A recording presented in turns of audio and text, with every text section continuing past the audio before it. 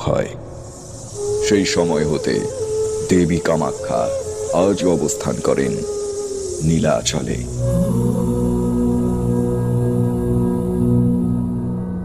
আজ মহাদেবী কামাখ্যার এক অদ্ভুত লীলা আমরা দর্শন করছি।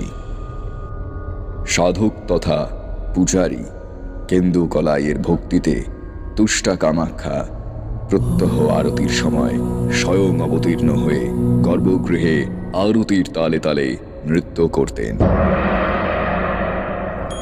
গর্ভগৃহের দরজা বন্ধ থাকত, কিন্তু তার নুপুরের আওয়াজে সমগ্র মন্দির ভরে যেত।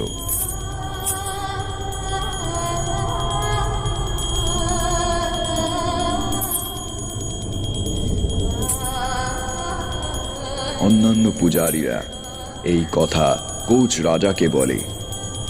পরে কেন্দুকলাইয়ের থেকে সব